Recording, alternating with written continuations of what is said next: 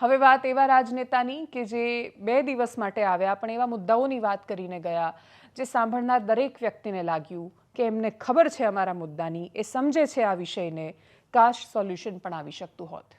વાત ઉત્તર પ્રદેશના રાજ્યપાલ, ગુજરાતના પૂર્વ મુખ્યમંત્રી, ગુજરાતના પહેલા અને એકમાત્ર મહિલા મુખ્યમંત્રી આનંદીબેન પટેલની છે।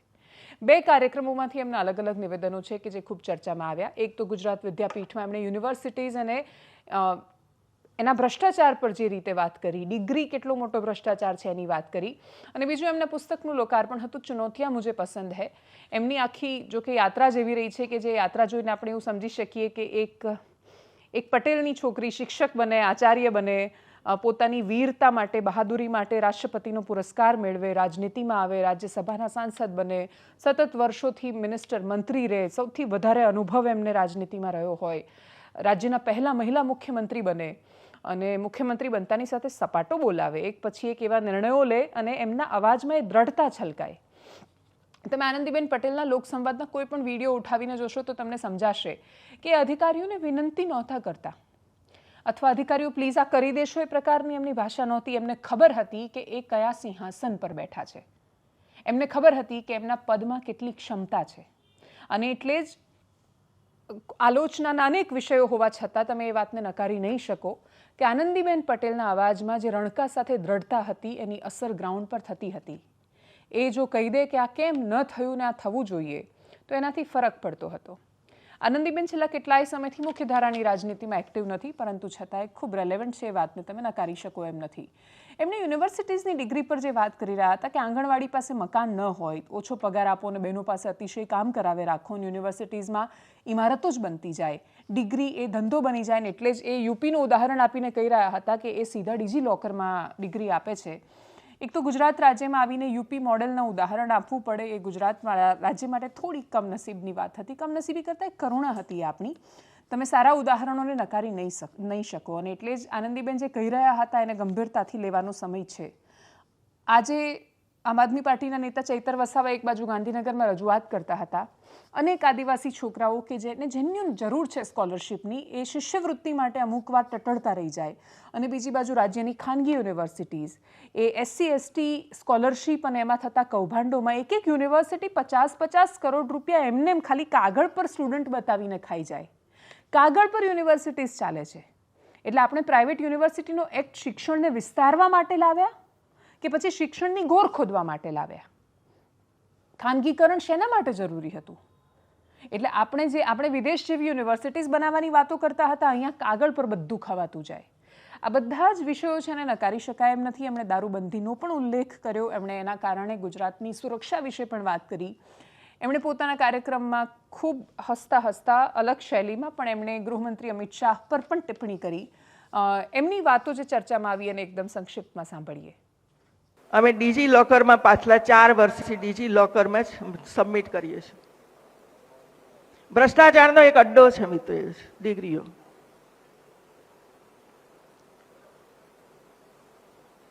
બધી ડિગ્રી અંક તાલિકા બધું જ ડિજીલોકરમાં ઓનલાઈન જ્યારે જરૂર પડે ત્યારે લઈ લો, યુનિવર્સિટીમાં આવવાની જરૂર નથી, એ જ તમારી ફાઇનલ ડિગ્રી છે। એવું એ કહેવાય કે સરકારમાંથી 1 રૂપિયો પણ નહીં લેવાનો। એ જો ગ્રાન્ટ આવે એ સરકાર જે રીતે કરતી હોય એ કામ કરે, પણ જન સહયોગથી 50,000 આંગણવાડીને 25,000 થી 30,000 રૂપિયાના સાધનો અપાવવાનું કામ અત્યાર સુધીમાં મેં કર્યું છે મિત્રો। આંગણવાડીમાં કોઈ જાણતું નહોતું આંગણવાડી શું છે એવું, અને આપણે યુનિવર્સિટીને કરોડો રૂપિયા ગ્રાન્ટ આપીએ છીએ। ક્યાં જાય છે ગ્રાન્ટ? જરા જુઓ તો ખરા, શું કામ થાય છે એની અંદર? દારૂ છોડાવી દીધો છે બધાઓને મિત્રો, અને હું સાંભળું છું કે તમે દારૂ બંધી જે ગુજરાતમાં છે એને ઓપન કરવાની વાત કરો છો। મેં તો પેપરમાં વાંચ્યું છે, સાચું ખોટું મને ખબર નથી। શું દર્શન આખા ગુજરાત આપણે ત્યાં ગુજરાતમાં નારી રાતના 4-4 વાગ્યા સુધી ગરબા ગાઈ શકે છે એનું કારણ દારૂબંધી છે। જ્યારે ઉત્તર પ્રદેશમાં આજે પણ કેટલીક જગ્યાએ બહેનો બહાર નથી નીકળી શકતી। આપણે બહુ વિચાર કરીને બધું કરવું પડે. અને છેલ્લે એકદમ સંક્ષિપ્તમાં એવા સમાચારની વાત કે જે આપણને બતાવે છે કે દુનિયાના હંમેશાથી બે ચિત્ર રહ્યા છે. બંને શક્તિઓ છે કે જે પોતાની સંપૂર્ણ તાકાત સાથે અજમાવવાની અથવા લાગુ થવાના પ્રયત્નોમાં છે. એ બંને શક્તિઓ, જેને આપણે ઘણીવાર દૈવી કે આસુરી શક્તિ કહીએ છીએ, અથવા સત્ય અથવા અસત્યની તાકાત કહીએ છીએ, અથવા સારા કામો, સદકર્મો કે થયેલા કુકર્મોની તાકાત કહીએ છીએ, કુકર્મો પર આપણી નજર બહુ જલ્દી જાય છે અને આપણે એના પર સૌથી વધારે ચર્ચા પણ કરીએ છીએ. ઉદ્દેશ્ય પણ એ છે કે સત્કર્મો થઈ રહ્યા છે પણ એની વચ્ચે થયેલા કુકર્મોને તમે ઢાંકી નહીં શકો.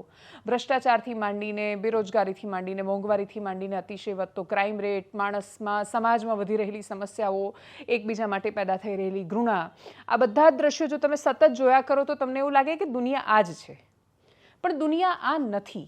દુનિયા માત્ર આ નથી એ દર્શાવતી તસવીરો પણ સામે આવે છે.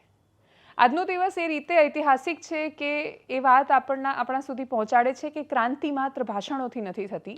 સમાજ જ્યારે આવે છે સાથે, એકબીજા સાથે જોડાય છે, જીવનનું મહત્ત્વ સમજે છે, ત્યારે આપણે જેની કલ્પના ન કરી હોય એ વાતને પણ એ સાકાર કરવા અને સ્વીકાર કરવા તૈયાર રહે છે. વાત કરવી છે ગુજરાત રાજ્ય જેમાં અવ્વલ સાબિત થઈ રહ્યું છે એ અંગદાનની. ઓર્ગન ડોનેશન આખા દેશમાં એનું કેમ્પેઇન ચાલી રહ્યું છે, પણ ગુજરાતમાં અનેક સંસ્થાઓ છે, અનેક વ્યક્તિઓ છે કે જે એટલા બધા પ્રયત્નો કરી રહ્યા છે એના માટે, અને એનું પરિણામ અથવા એની સાર્થકતા તમે જુઓ કે આજના દિવસે સુરતમાં એક જ દિવસમાં એક મહાનગરમાંથી 4 ઓર્ગન ડોનેશન થયા. અમદાવાદ સિવિલનો આંકડો કહે છે કે લગભગ ગયા વર્ષે 108 જેટલા લોકો, ટેન્ટેટિવલી લગભગ આશરે 108 જેટલા લોકો બ્રેઇન ડેડ જાહેર કરાયા, તો એમાંથી 48 જેટલા લોકો હતા કે જેમણે ઓર્ગન ડોનેશન કર્યા. જે લોકો માટે એવી માન્યતાઓ છે કે આજે પણ દેશનો એક હિસ્સો એવો છે, અથવા તમે ઘણા આદિવાસી વિસ્તારોમાં જશો તો સમજાશે તમને કે રસી માટેની જાગૃતિ નથી કે વેક્સિન મુકાવી જોઈએ. એવા સમયમાં દાહોદનું એક દંપતી હતું કે જે પોતાની બાળકીને લઈને હોસ્પિટલમાં દાખલ હતું અને પછી બાળકીનું મૃત્યુ થયું તો દેહદાન કરવા માટે તૈયાર થયું. એટલે ઓર્ગન ડોનેશન, એક વ્યક્તિ જ્યારે પોતાના શરીરમાં, એને બ્રેઇન ડેડ ડિક્લેર કરવામાં આવે છે, એના પછી જો એ ઓર્ગન ડોનેશનનો નિર્ણય કરે છે તો એ કેટલા નવા જીવનને બચાવી શકે છે. એવી અનેક કહાનીઓ છે કે જે સાવ મૃતપાય અવસ્થામાં હતા. કોઈનું લીવર નહોતું ચાલી શકે એમ, કોઈની કિડની ફેલ થઈ હતી. સૌથી મોટું તો હાથ પગની સર્જરી જે રીતે થઈ રહી છે.